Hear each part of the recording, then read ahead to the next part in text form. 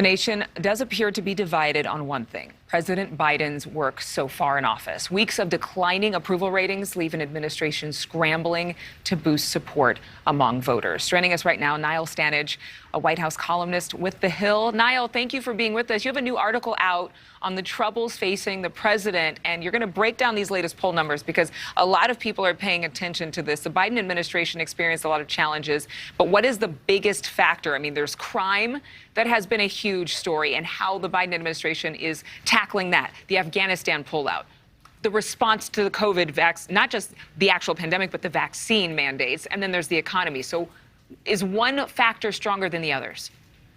I think it's an all of the above issue, Adrienne, right. And I think the issues that you have raised are really important, because when you tie it all together, it goes to the issue of competence. And that was really what then candidate Joe Biden ran on, the idea that he was going to bring competence back to the White House. Now the administration looks a little bit like it's reacting to events rather than directing events or controlling events. And that's a dangerous thing for any president and any politician for that matter.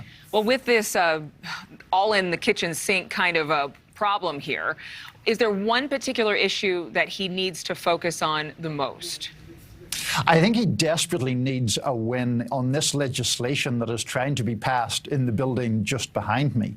That is something that ties together traditional infrastructure, roads and bridges, with social spending. And he needs that to get passed, firstly, to prove that he can get Congress to do his bidding, but secondly, to deliver benefits to the voters that elected him in the first place. People want to see deliverables, I think, and there is a little bit of a "what have you done for me lately" thing hanging around the Biden administration right now. What have you done for me lately? Okay, if you mention a song, Niall, I'm just going to sing out loud on TV, and I don't know if everybody appreciates that as much as you do.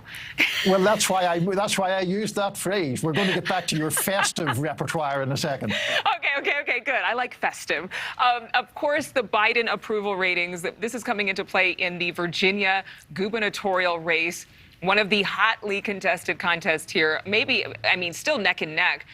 Democrat Terry McAuliffe now raising concerns, and he's been saying this for days now, that Biden is unpopular among voters. There's been more data saying that he's not quite the rock star that they need to try to get the lead here in this race, a significant lead. But what could Biden's approval rating have? What impact could they have on the upcoming midterm elections overall?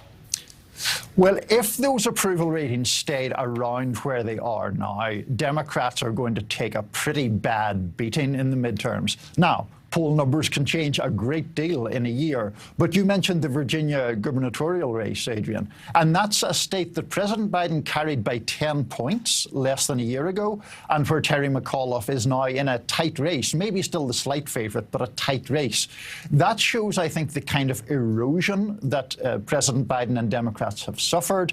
The party that holds the White House almost always has a pretty tough time in the first midterms. So right now there's a lot of nervousness among Democrats that I speak with about exactly the position that they're in. Okay, we have about 40 seconds, so I'm putting you a little bit on this spot, but we've come a long way from politics being about kissing babies, shaking hands, and having really compelling and compassionate advertisements on television. What does the president need to do to rebound? I think he needs to really reconnect with the American public and get a little bit out of the congressional sausage-making process and talk more about the concrete benefits to voters if his agenda gets enacted. That's what people care about. People care about their day-to-day life rather than the finer points of filibuster reform or something like that. And ain't nobody really care to know how the sausage is made. Niall, excellent point. Thank you so much. Good to talk to you as always. You too, Adrienne. See you soon.